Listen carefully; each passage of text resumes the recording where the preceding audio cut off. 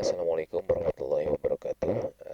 Selamat pagi semuanya, mahasiswa di pendidikan bahasa Inggris, khususnya kelas 1B dan juga kelas 1D.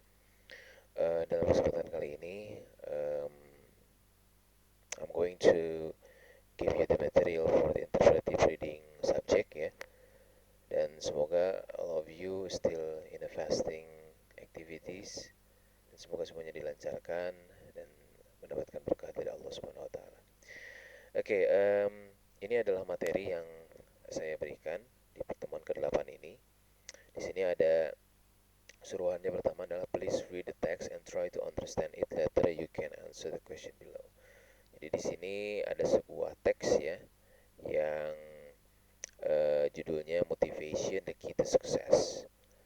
Nah, teksnya itu sedikit ya, hanya satu, dua, tiga paragraf saja.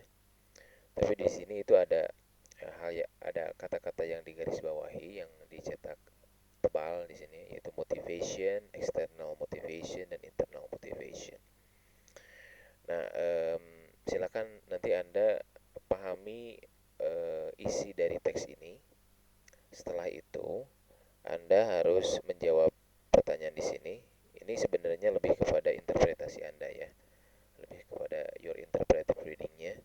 Yang pertama adalah my definition of success is. Jadi definisi Anda mengenai sukses itu apa? Jadi bukan Anda mengambil dari sini, dari teks ini kemudian dimasukkan ke sini, bukan, tetapi dari teks ini Anda pahami makna sukses itu seperti apa, kemudian Anda simpulkan sendiri dan kemudian ditulis dengan kata-kata Anda sendiri bahwa sukses itu apa.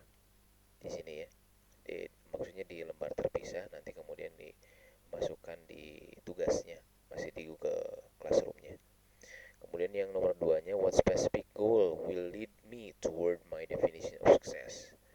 Jadi maksudnya adalah what specific goal, tujuan spesifik apa, will lead me toward, yang akan membawa saya ke definition of success, ke dalam kesuksesan itu apa. Jadi tujuan yang seperti apa yang bisa dikaitkan dengan kesuksesan menurut kamu gitu ya. Contoh ini ya, contoh misalkan, oh, tujuannya itu adalah menjadi misalkan seorang menteri gitu ya. Itu adalah sebuah atau simbol kesuksesan buat saya misalkan gitu ya.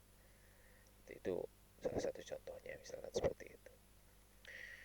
Kemudian yang nomor tiganya, what action or behavior will I take to move me closer to that goal. Maksudnya adalah aksi atau sikap apa yang bisa membawa saya lebih dekat dengan tujuan tersebut.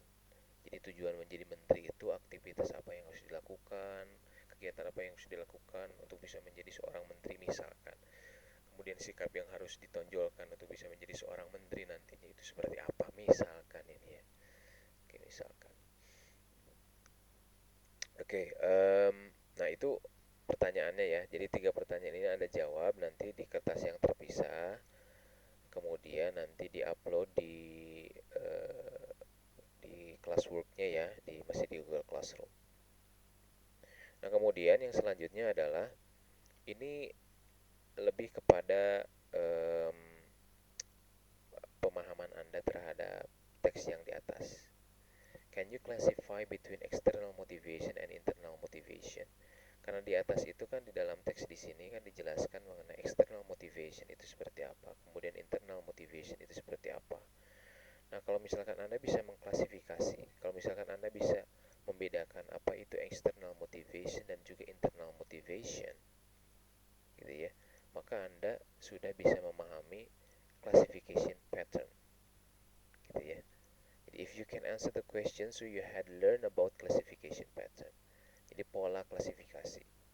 Karena di dalam pola yang sudah kita pelajari, ya, itu yang pertama seperti misalkan definisi, proses, chronological, times and event, kemudian mentioning the detail, kemudian yang terakhir adalah klasifikasi. Nah, jadi klasifikasi itu adalah bagaimana kita bisa membedakan satu